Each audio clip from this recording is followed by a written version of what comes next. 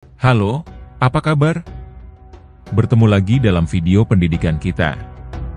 Kali ini kita akan membicarakan tentang kekerasan seksual. Khususnya kekerasan seksual yang mungkin bisa terjadi di satuan pendidikan, sekolah, atau kampus. Masih bersama saya, Pak Agil MPD dari SMA Negeri 1 Rongkop Gunung Kidul. Mari kita mulai dengan definisi kekerasan seksual. Kekerasan seksual adalah setiap perbuatan merendahkan, menghina, melecehkan, dan atau menyerang tubuh, dan atau fungsi reproduksi seseorang. Karena ketimpangan relasi kuasa dan atau gender, yang berakibat atau dapat berakibat penderitaan psikis dan atau fisik termasuk yang mengganggu kesehatan reproduksi seseorang dan hilang kesempatan melaksanakan pendidikan dengan aman dan optimal. Menurut Komnas Perempuan tahun 2017, ketimpangan relasi kuasa dan atau gender adalah sebuah keadaan terlapor menyalahgunakan sumber daya pengetahuan, ekonomi dan atau penerimaan masyarakat atau status sosialnya untuk mengendalikan korban. Berdasarkan jenisnya, kekerasan seksual dapat digolongkan menjadi kekerasan seksual yang dilakukan secara pertama, verbal. Kedua, non-fisik. Ketiga, fisik. Keempat, daring atau melalui teknologi informasi dan komunikasi. Selanjutnya marilah kita bahas contoh bentuk kekerasan seksual yang bisa terjadi di satuan pendidikan. Berperilaku atau mengutarakan ujaran yang mendiskriminasi atau melecehkan penampilan fisik, tubuh ataupun identitas gender orang lain, misal, lelucon seksis, siulan, dan memandang bagian tubuh orang lain. Menyentuh, mengusap, meraba, memegang, dan atau menggosokkan bagian tubuh pada area pribadi seseorang. Mengirimkan lelucon, foto, video, audio atau materi lainnya yang bernuansa seksual tanpa persetujuan penerimanya dan atau meskipun penerima materi sudah menegur pelaku. Menguntit, mengambil, dan menyebarkan informasi pribadi termasuk gambar seseorang tanpa persetujuan orang tersebut.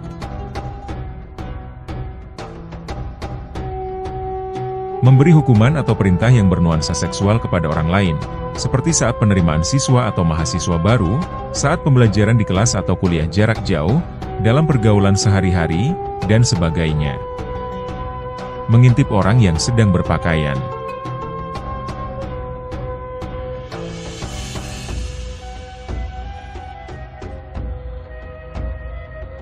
Membuka pakaian seseorang tanpa izin orang tersebut.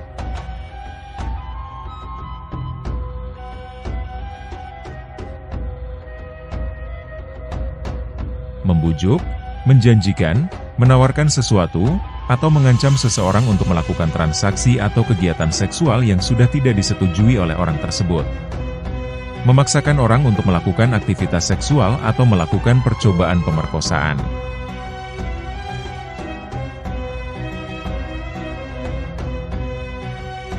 Melakukan perbuatan lainnya yang merendahkan, menghina, melecehkan, dan atau menyerang tubuh, dan atau fungsi reproduksi seseorang, karena ketimpangan relasi kuasa dan atau gender, yang berakibat atau dapat berakibat penderitaan psikis dan atau fisik termasuk yang mengganggu kesehatan reproduksi seseorang dan hilang kesempatan melaksanakan pendidikan dengan aman dan optimal. Kata kunci yang menjadi indikator suatu kekerasan adalah paksaan. Kegiatan apapun yang mengandung paksaan adalah kekerasan. Pencegahan kekerasan seksual dalam satuan pendidikan, khususnya di sekolah menengah atas, merupakan upaya yang sangat penting untuk menciptakan lingkungan belajar yang aman dan nyaman bagi semua siswa. Berikut adalah beberapa cara yang dapat dilakukan. Pertama, edukasi komprehensif. Pendidikan seks, memberikan pendidikan seks yang komprehensif kepada siswa, termasuk tentang konsen, persetujuan, batas-batas tubuh, dan jenis-jenis kekerasan seksual.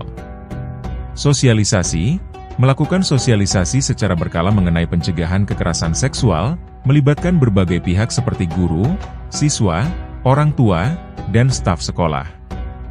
Workshop dan pelatihan, mengadakan workshop dan pelatihan bagi guru, staf, dan siswa untuk meningkatkan pemahaman mereka tentang kekerasan seksual, tanda-tanda, dan cara penanganannya. Kedua, membangun lingkungan yang aman dan suportif. Kebijakan sekolah yang jelas, menyusun kebijakan sekolah yang tegas mengenai pencegahan dan penanganan kekerasan seksual, serta mensosialisasikannya kepada seluruh warga sekolah.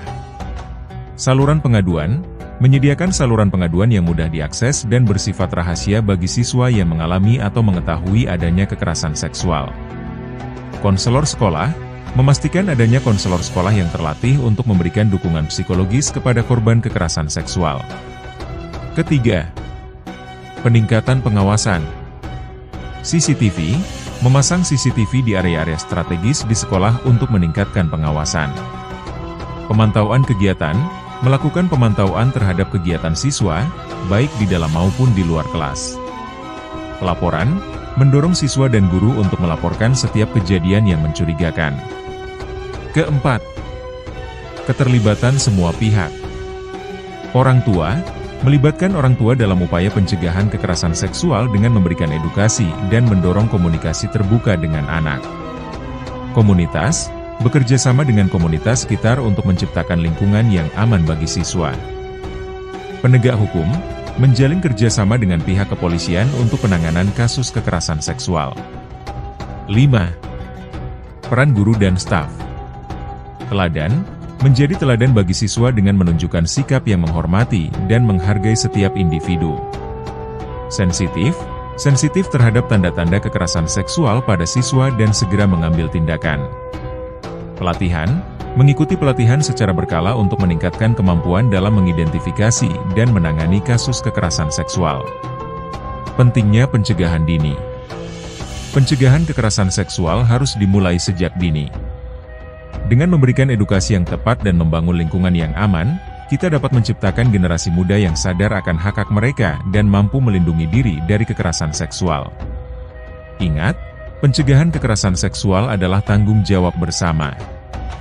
Setiap individu memiliki peran penting dalam menciptakan lingkungan yang bebas dari kekerasan. Prinsip penanganan dalam respon aduan kekerasan seksual.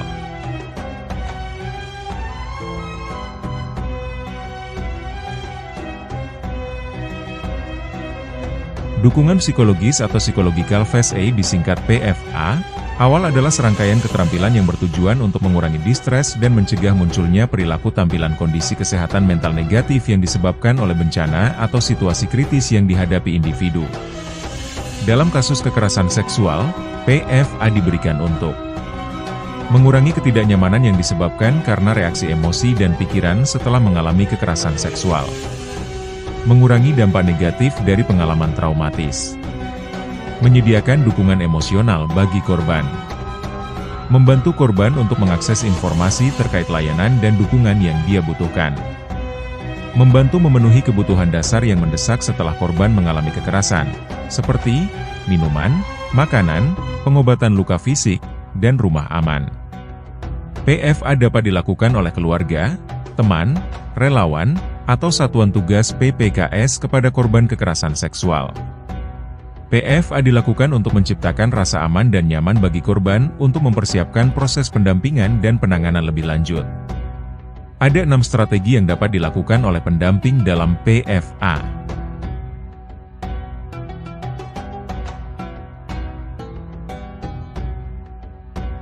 Safeguard, melindungi dan mengamankan korban dari bahaya, resiko, dan menawarkan upaya perlindungan. Fokus strategi ini adalah membangun keamanan dan keselamatan korban, seperti contoh berikut. Perkenalkan diri serta peran, jika Anda anggota satuan tugas PPKS, kepada korban. Segera bawa korban ke tempat aman dan jauhkan dari bahaya yang mengancam. Jauhkan korban dari hal yang menyebabkan trauma. Lindungi korban dari perilaku menyakiti diri sendiri. Sediakan tempat aman bagi korban. Tidak meninggalkan korban sendirian. Apabila terpaksa meninggalkan korban, berikan alasan dan minta bantuan orang lain yang dapat dipercaya untuk menjaga korban. Sustain, memberikan kebutuhan mendesak korban pasca mengalami kekerasan seksual, seperti menawarkan minum, perawatan luka, dan tempat aman untuk bercerita. Comfort, mengurangi perasaan tidak nyaman korban dengan membangun komunikasi yang empatik dan tidak menyalahkan. Connect, menghubungkan korban dengan lingkungan sosial terdekat dan bermakna serta lembaga layanan yang bisa memberikan bantuan. Jika kekerasan seksual terjadi di lingkungan kampus, kita dapat menghubungkan korban pada Satuan Tugas PPKS. Advis: memberikan informasi pada korban mengenai apa yang terjadi dan memvalidasi reaksi korban dengan menyatakan bahwa reaksi yang mereka lakukan adalah hal yang wajar dan mengajarkan cara mengatasi atau mengurangi trauma pasca peristiwa. Activate: mendorong korban untuk berpartisipasi dalam proses pemulihan pasca trauma dengan memberikan informasi apa saja yang dapat dilakukan oleh korban untuk mendapatkan penanganan dan pemulihan. Selanjutnya, apa yang harus dilakukan siswa jika melihat atau mengalami kekerasan seksual?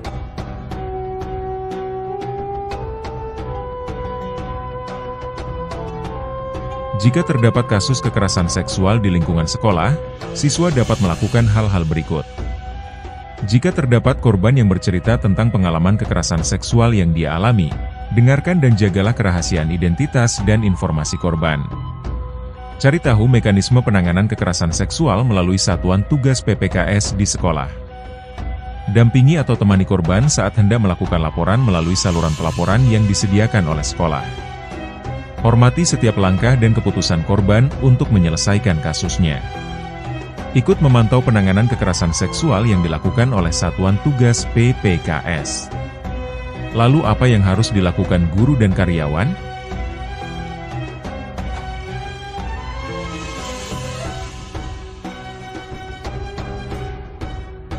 Jika terdapat kasus kekerasan seksual di lingkungan pendidikan, guru dan tenaga kependidikan perlu menjaga kerahasiaan identitas korban dan informasi terkait kasus kekerasan seksual.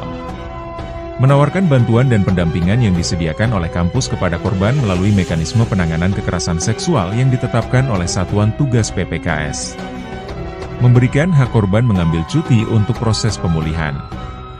Mencegah pelaku bertemu dengan korban. Menghormati setiap langkah dan keputusan yang diambil oleh korban dalam penyelesaian kasusnya. Pihak sekolah harus melakukan apa?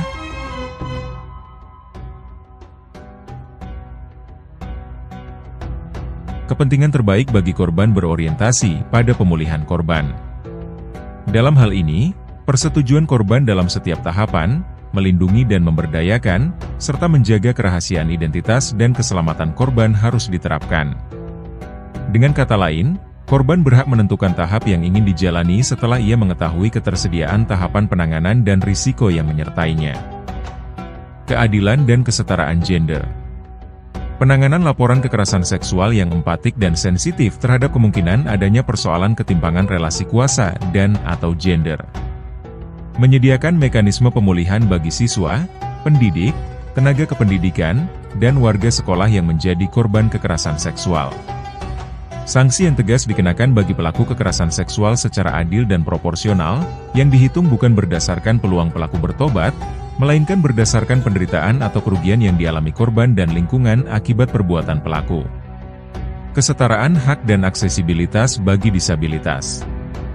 Menyediakan pedoman penanganan laporan kekerasan seksual yang dapat diakses oleh siswa, dosen, tenaga kependidikan, dan warga sekolah dengan disabilitas.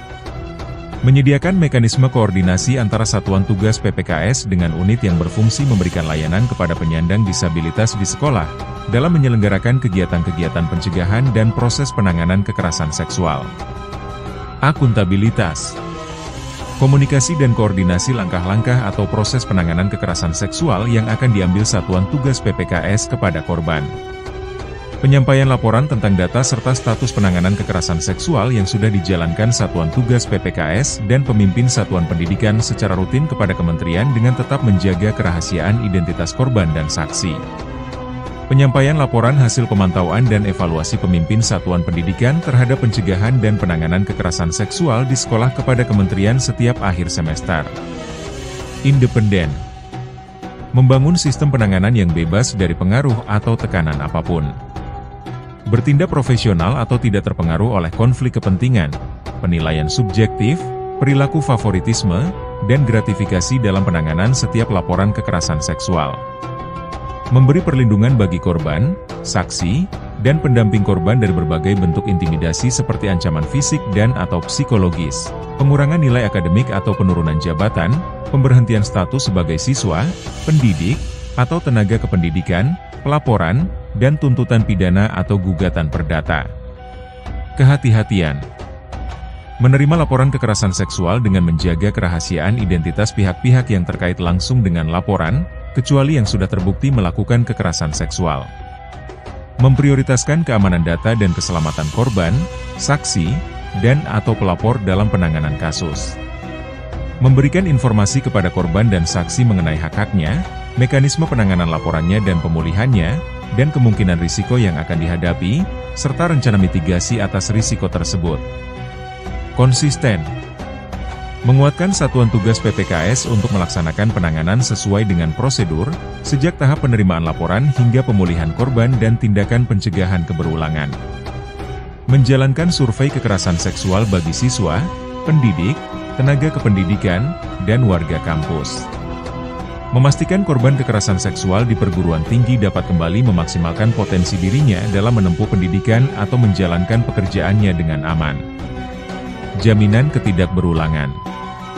Memberikan sanksi yang adil dan proporsional kepada setiap pelaku kekerasan seksual yang dapat memberikan efek jera bagi semua sivitas akademika dan warga sekolah lainnya. Memberikan sanksi tegas tanpa memandang status dan kedudukan pelaku. Menelepon ke nomor 129 atau nomor WhatsApp layanan pengaduan SAPA 129, yakni 081111291129. Nanti akan dibalas oleh pihak layanan. Form seperti ini.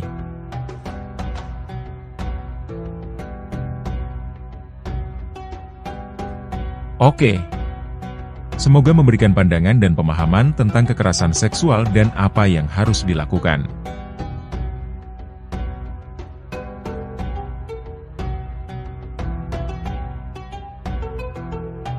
Maaf kalau banyak salah.